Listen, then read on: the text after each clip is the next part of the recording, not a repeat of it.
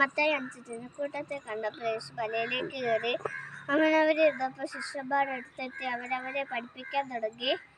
ആത്മാവിൽ ധനരായ ഫയർമാൻ സ്വർഗ്ഗരാജ്യമെന്നാണ് വിലപിക്കുന്ന ഫയർമാന്മാർ അവരെ ആശ്വസിക്കപ്പെടും. ശാന്തശീല ഫയർമാന്മാർ അവർ മുമ്പേ ആകാശമാക്കും. നീതിക്കേട്ട് വിശുക്കുകയും ദാഹിക്കുകയും ചെയ്യുന്ന ഫയർമാന്മാർ അവർക്ക് സ്വന്തത്തിൽ ലഭിക്കും. കരുണയുള്ള ഫയർമാന്മാർ അവർക്ക് കണ്ടു ലഭിക്കും. ബുദ്ധിശക്തിയുള്ള ഫയർമാന്മാർ അവർ ദൈവത്തെ കാണും. സമാധാനം ശ്രമിക്കുന്ന ഫയർമാന്മാർ അവർ ദൈവഭക്തന്മാരെന്ന് വിളിക്കപ്പെടും. നീതിക്കേട്ട് പീഡനമേൽക്കുന്ന ഫയർമാന്മാർ സ്വർഗ്ഗരാജ്യം അവരുടേതാണ്. നിന്നെപ്പറ്റി പരിശുദ്ധങ്ങളെ അവഹേളിക്കുകയും എല്ലാ തിന്മകളും നിങ്ങൾക്ക് യാചനയായി ചെയ്യുകയും പറയുമ്പോൾ നിങ്ങൾ ഫയർമാന്മാർ, നിങ്ങൾ ആനന്ദിച്ച് ആഹ്ലാദിപ്പിൻ. സുഖത്ത് നിങ്ങളെ വരവിനെ മനസ്സിലാക്കി. നിങ്ങൾക്ക് മുമ്പുണ്ടെന്ന പ്രകാരം ഇപ്രകാരം പീഡിപ്പിച്ചിട്ടുണ്ട്. നിങ്ങൾ ഭൂമിയുടെ ഉപ്പാണ്. ഒരു ഒട്ടോയെങ്കിലും ഒരു കൊട്ടും പുറത്തേക്ക് ചവിട്ടപ്പെടുന്ന മനുഷ്യരല്ലാതെ അതിന് കൊള്ളുകയില്ല. നിങ്ങൾ ലോകത്തിന്റെ പ്രകാശമാണ്. മഴ പോയ പട്ടണവും പട്ടണത്തെ മറച്ചുവെക്കുന്നത് സാധ്യമല്ല. വിളക്കെടുത്തേന് പറയുകയിൽ വയ്ക്കാറില്ല, പീഠത്തിന്മേലാണ് വയ്ക്കാറ്.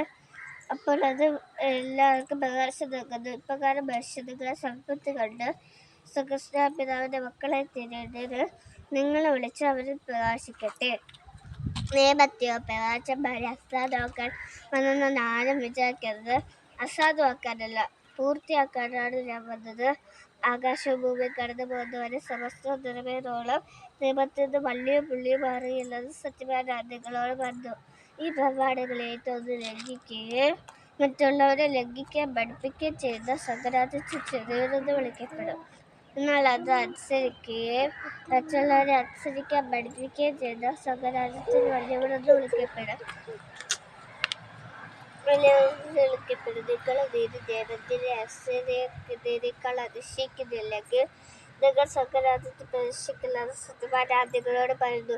വ്യഭിചാരം ചെയ്ത് പൂർണ്ണനാരം കൽപ്പിച്ചിട്ടതായി നിങ്ങൾ കേട്ടിട്ടുണ്ടല്ലോ. എന്നാൽ ഞാൻ നിങ്ങളോട് പറയുന്നു, സഹോദരനോട് കോപിക്കുന്ന ന്യായിക്ക് അർഹനാവും. സഹോദരനെ പോഷാൻ വിളിക്കുന്ന ന്യായാസനത്തിന് മുമ്പ് നിൽക്കേണ്ടവന് മിണ്ടി എന്ന് വിളിക്കുന്നവന്റെ നരകാഗ്നിയിൽ പതിക്കും.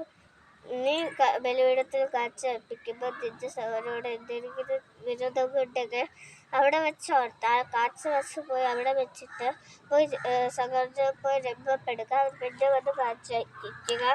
നീ പെരുരോഗിയോട് മരയ്ക്ക് വെച്ച് തന്നെ രമ്യപ്പെട്ട് കൊള്ളില്ലെങ്കിൽ പെരുരോഗി നിന്റെ ന്യായാധിപനും ന്യായാധിപൻ സേവനം ഏൽപ്പിച്ചു കൊടുക്കും.